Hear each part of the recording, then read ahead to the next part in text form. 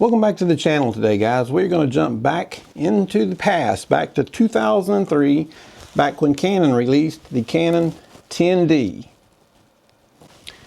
Now, this was a 6 megapixel camera, and I know in today's world 6 megapixels, you probably wouldn't even want to go near a 6 megapixel camera. So what I want us to do today is decide if the 10D, I think we can pretty much say assuredly it should not be your number one camera. But should it be your number 2 or maybe number 3 camera? So let's delve into this subject and see what we can figure out.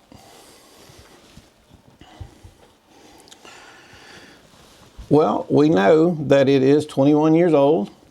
It's 6 megapixels. It uses the old compact flash card, these with the holes in the end of them, if you can see that. Hopefully the Panasonic picked that up.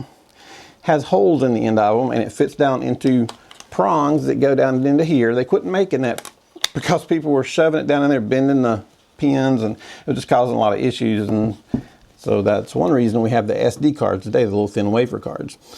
But back to this camera, it will shoot with the EF mount. The ISO, now this is an older camera. ISO goes to from 100 to 16. You can up it to 3200 is max on it for your ISO. And I'm going to do some low light test on it before the end of the video, and we're going to see what this did under low light. I don't think it's great under low light from what I can remember, but we are going to test it again.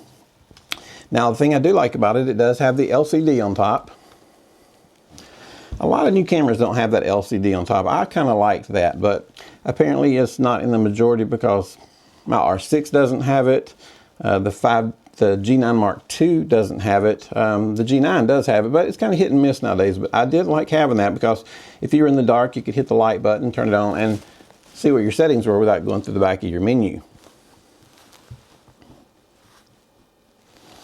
It did have the diopter right here, so plus and minus. It'll go +3 to -3 for the diopter. So if you're not using your glasses, you can look through there and make it work through the diopter. The maximum shutter speed is 1/4000th of a second, which isn't too bad. That's a pretty high shutter speed, so you can get away with 1/4000th of a second. It'll do a 9-shot burst, and one other good thing about it, this being the older cameras, the batteries that come in them and the fact that they didn't drain energy like the new mirrorless cameras, is you can put a battery in here and you can get 600-700 shots off of just one battery. So you can shoot a big part of a wedding even without a battery grip with one of these. But again, this is a 10D, it's older. Do we even want to have it at a wedding? We'll get to that.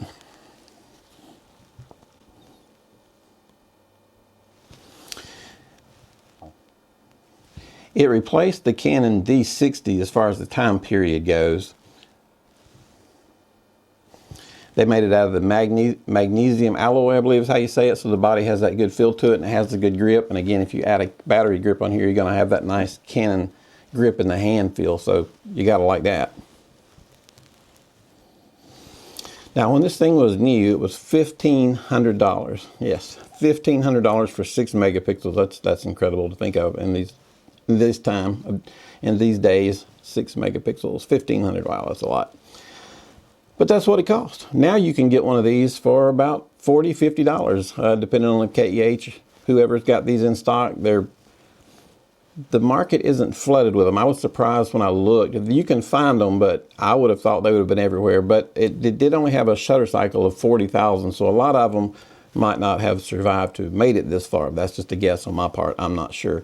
But we're going to do some testing with this camera. We're going to go outside and test some colors, and then we're going to do a low light test and see what it'll do. And then at the end of the video, we'll make a judgment call on whether this camera belongs in your camera bag or it belongs on a shelf somewhere or in a thrift store somewhere. So anyway, let's go outside and see what we can get. We're going to go on a short walk, just take a few pictures with the Canon 10D, the original one. Now, I don't know how many of you guys are familiar, but the 10D went all the way to the 90D every step of the way. 10, 20, 30, 40, 50, 60, 70, 80, and 90. For a long time, we used the 30D as a backup camera to one of our higher backup cameras, which was the Canon 50D. And at the time, they were pretty good cameras. But in these times we're living in now, I just don't know that 6 megapixels is going to get the job done. So we're going to shoot a few pictures of a little green and a little red, go back and look at them, crop them in, because I think cropping in is going to be the issue that we're going to have a real problem with. So I will also, once we're done with this, I will be doing a low light test once the sun goes down tonight and don't have so much sunlight coming through the window. Because I want to test it, like I said, under low light, test out the color science, and test out if 6 megapixels is really going to be enough for what you need in your bag as a backup.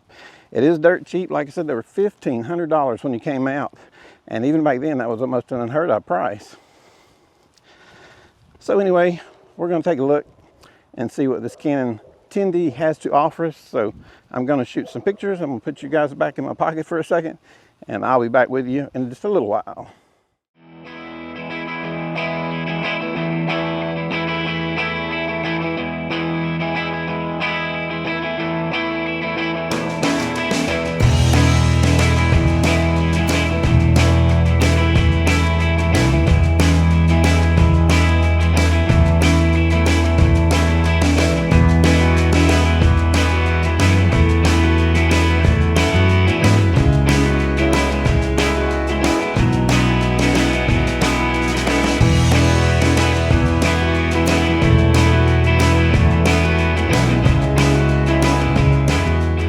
So we're back inside. I decided not to wait till sundown. So I'm in an area where I've got a black background up that blocks most of the sunlight.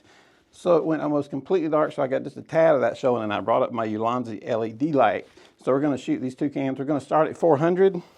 The DJI makes it look brighter in here than it really is, because that is just one incredible camera. So I'm going to start this at ISO 400, shooting both of these, and it wants me to do it at about 1/6 of a second. So I'm gonna see if I can hold it still.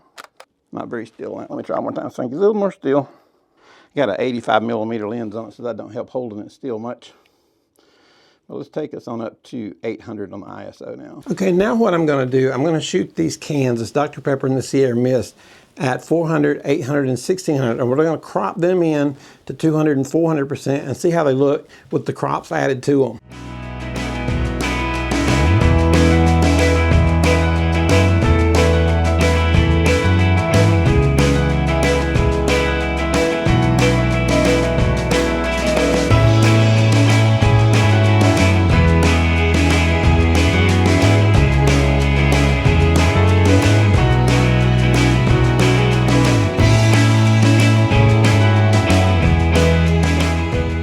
So there you go, guys. What did you think? You can get that camera for $30 now, more than likely, give or take a few bucks, at any place that sells used cameras.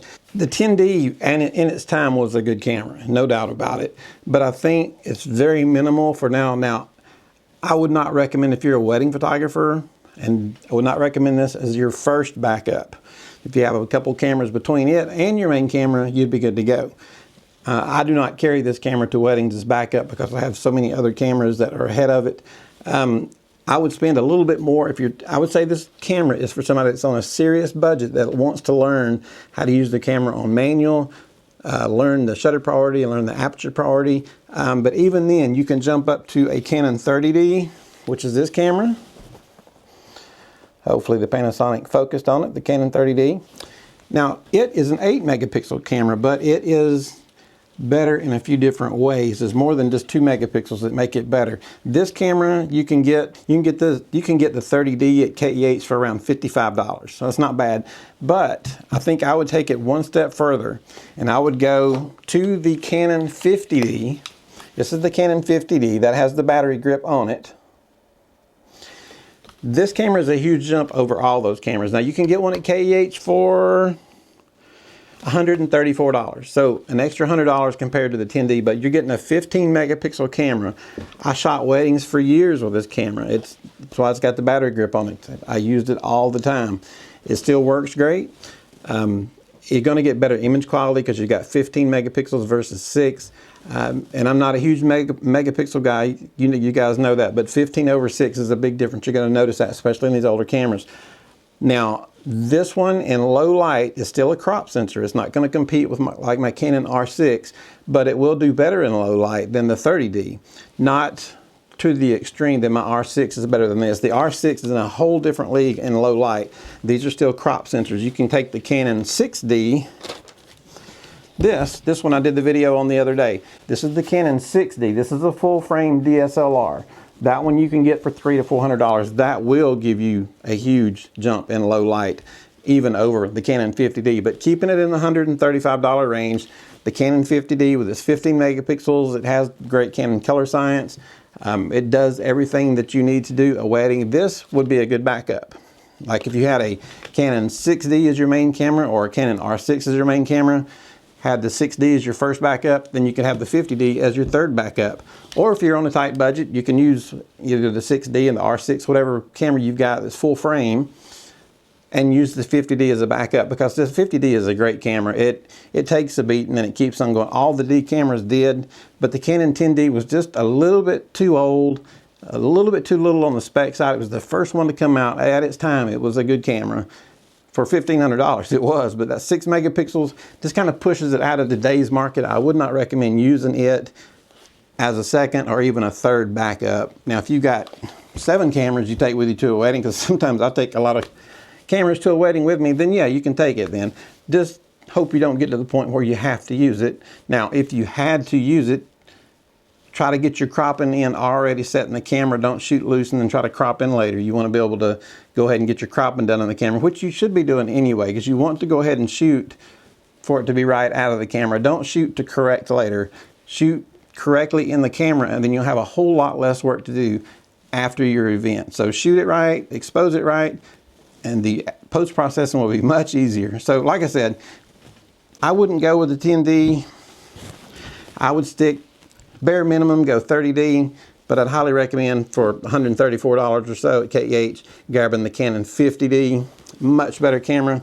And they're also going up to the 60, 70, 80, and 90D. Now, by the time you get to the 90D, you're getting into 4K video, you're getting into 35 megapixels, and you're also getting into a lot more money. So the cameras I'm talking about are less expensive, so you guys can get started using the cameras. Soon we're going to start our exposure triangle videos where we're doing one thing at a time, ISO, shutter, and aperture. So I hope you guys will watch that. So anyway, I hope you've enjoyed today's video. If you use if you have used the Canon 10D in the past, let me know. Let me know what you think about it. And if you still shoot with it, let me know. Anyway, for helping you guys out, give us a big thumbs up, hit that subscribe button. You guys have a good day. Thanks.